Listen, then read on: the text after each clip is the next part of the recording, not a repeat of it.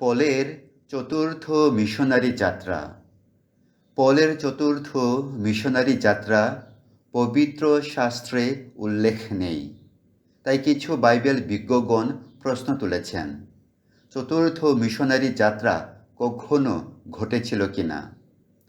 পলের গৃহবন্দী থেকে মুক্তি লাভের পর তার পরবর্তী জীবনে কি ঘটেছিল স্পষ্ট ধারণা আমাদের কাছে নেই, তবে তাঁর লেখা পত্রগুলো থেকে আমরা কিছু ধারণা পাই। আদি পিতা ও ইতিহাসবিদ ইউসেবিয়াস লিপিবদ্ধ করেছিলেন, পলকে গৃহবন্দী থেকে মুক্তি দেওয়ার পর কয়েক বছর পর পুনরায় তাকে গ্রেপ্তার করা হয়েছিল। ঐতিহ্যগতভাবে মনে করা হয় পল তার কারাবাসের মাঝামাঝি সময় ভ্রমণ করেছিলেন এবং মঙ্গলবাণী প্রচার করেছিলেন। সম্রাট নিরোর আদেশে তাঁকে দ্বিতীয়বার গ্রেপ্তার করে মৃত্যুদণ্ড দেওয়া হয়েছিল। পলের পালকীয় পত্র। পলের পত্রগুলো বিশেষভাবে তিমথির কাছে প্রথম ও দ্বিতীয় পত্র এবং তিতের কাছে পত্রটি পালকীয় পত্র হিসেবে বিবেচিত এবং তাঁর ভ্রমণ ও বাণী প্রচার সম্পর্কে ধারণা দেয়। এই পত্রগুলো প্রেরিতদের কার্যাবলীর পর লেখা হয়েছে। 63 খ্রিস্টাব্দে পল প্রথম কারাবন্দী থেকে মুক্তি পেয়েছিলেন। মুক্তির পর সে অনেক জায়গায় ভ্রমণ করেছিলেন। ভ্রমণের শেষ দিকে প্রথম তিমথি ও তিতের কাছে পত্রটি লিখেছিলেন। তারপর তাঁকে দ্বিতীয়বারের মতো গ্রেপ্তার করে কারাগারে বন্দী করে। কারাগার থেকে সে দ্বিতীয় তিমথি পত্রটি লিখেছিলেন। এশিয়ায় পল। পল রোমে প্রথম বন্দী থাকাকালীন পূর্ব দিকে ভ্রমণ করেছিলেন, তাই সে ফিলেমনকে একটি অতিথিশালা প্রস্তুত করতে বলেছিলেন এবং ফিলিপীয়দের বলেছিলেন তিনি তাঁদের সাথে দেখা করতে চান। পল এমন একজন ব্যক্তি যিনি তার পরিকল্পনা অনুযায়ী কাজ করেন, তাই সে তার মুক্তির জন্য অধীর আগ্রহে অপেক্ষা করছিলেন। পলের পূর্ব দিকে যাওয়া যুক্তিযুক্ত ছিল। তিনি তার প্রতিষ্ঠিত মণ্ডলীগুলোকে উৎসাহ দিতে চেয়েছিলেন। পরবর্তী যাত্রাগুলোতে তিনি তাই করেছিলেন। আখায়ায় পল। পল বলেছিলেন এরাস্তস করিন্থ নগরে থেকে গিয়েছিলেন। এটি স্পষ্ট পল করিন্থে ছিলেন এবং তিনি জানতেন এরাস্তস সেখানে আছেন, আর তিনি সম্প্রতিতে শহরটি সফর করেছিলেন।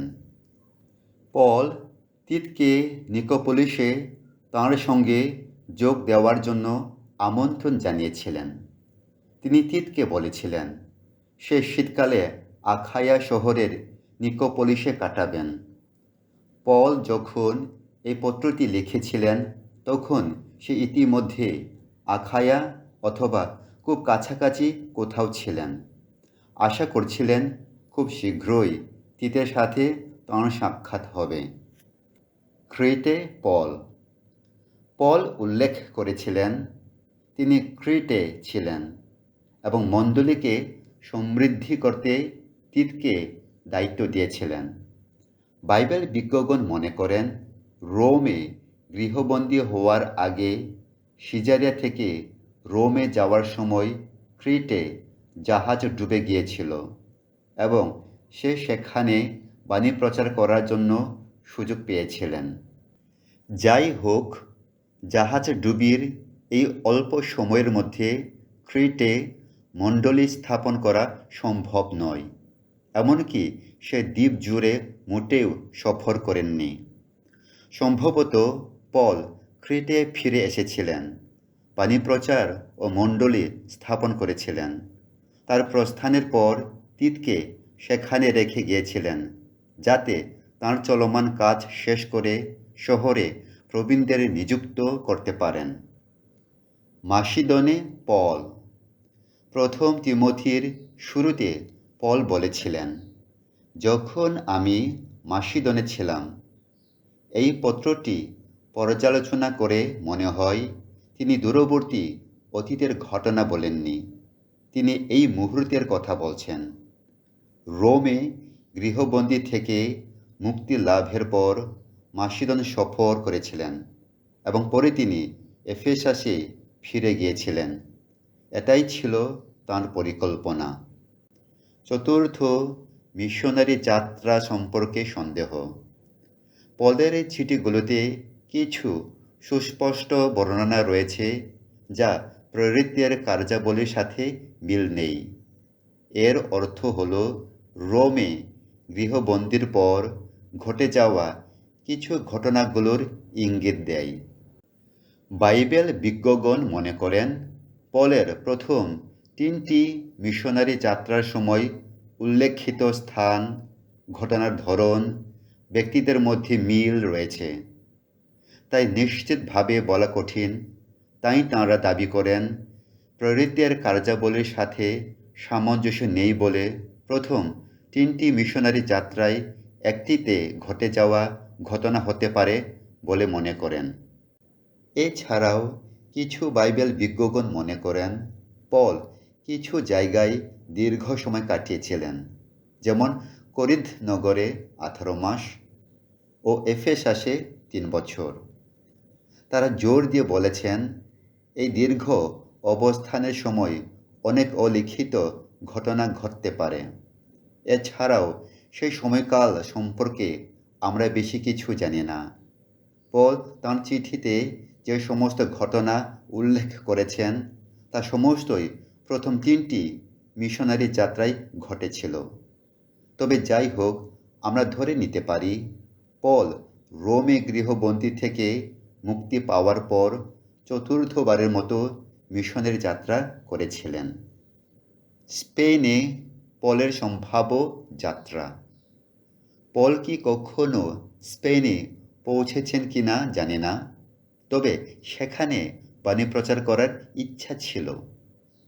গৃহবন্দী থেকে মুক্তি পেয়ে তিনি পশ্চিম দিকে যাত্রা করেছিলেন। রোমের ক্লেমেন্ট 95 খ্রিস্টাব্দের লেখক, তিনি বলেছিলেন পল পশ্চিমের দূরবর্তী সীমানায় ভ্রমণ ও প্রচার করেছিলেন। এটি ইতালির পশ্চিমে অবস্থিত কোনো এক স্থানটি বর্ণনা করেছিলেন কিনা সঠিক জানা যায়নি। তবে বাইবেল বিজ্ঞগণ মনে করেন এটি স্পেনকে বর্ণনা করেছিলেন। মোরাটোরিয়ান খণ্ডটি 170 খ্রিস্টাব্দে লেখা পলের স্পেনে মিশনারি যাত্রার কথা সঠিক বলে মনে করেন, কিন্তু কিছু বাইবেল বিজ্ঞগণ তা নিয়ে প্রশ্ন তোলেন এবং তাদের মতে যথেষ্ট প্রমাণের অভাব আছে বলে মনে করেন। কিন্তু মণ্ডলী ঐতিহ্যগতভাবে বিশ্বাস করেন তিনি স্পেনে যাত্রা করেছেন। নিরো দ্বারা পলের শিরচ্ছেদ। তিমথির কাছে লেখা তাঁর দ্বিতীয় পত্রে পল তাঁর প্রথম আত্মপক্ষ সমর্থন উল্লেখ করেছেন এবং বলেছেন তিনি সিংহের মুখ থেকে রক্ষা পেয়েছিলেন। বেশিরভাগ বাইবেল বিজ্ঞগণ মনে করেন এটি সিজারের আদালতে তাঁর প্রথম আত্মপক্ষ সমর্থন ছিল। পরে তাঁকে রোমে গৃহবন্দী করা হয়েছিল। পলকে প্রথমবার গ্রেপ্তার করার পর মুক্তি দিয়েছিল, কিন্তু দ্বিতীয়বার মুক্তি দেওয়া হয়নি। পরে পল রোমে ফিরে এসেছিলেন। এটি গৃহবন্দী ছিল না, কিন্তু সত্যিকারের কারাগার ছিল।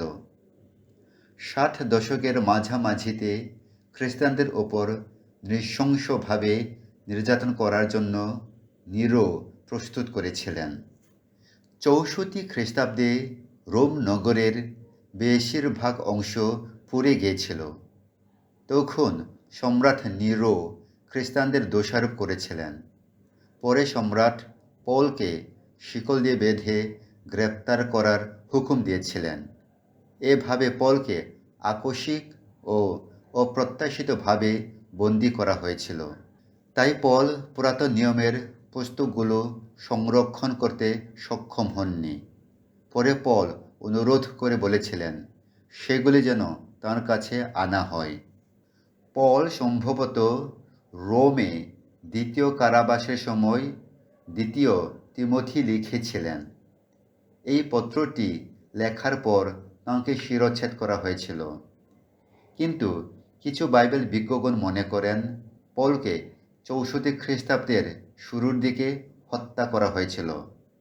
তবে খুব সম্ভবত 67 থেকে 68 খ্রিস্টাব্দের মাঝামাঝি সময় তাঁকে মৃত্যুদণ্ড দেওয়া হয়েছিল। পরিশেষে খ্রিস্টীয় ইতিহাসে প্রেরিত দূত পলের অবদান অতুলনীয়। তিনি বিশ্বের সর্বকালের সর্বশ্রেষ্ঠ মিশনারি। পল ছিলেন একজন মহান মিশনারি, বাণী প্রচারক ও নতুন মণ্ডলী স্থাপনকারী। তিনি যিশু দ্বারা প্রভাবিত হয়েছিলেন এবং ঈশ্বর প্রেমে মগ্ন ও বাধ্য ছিলেন।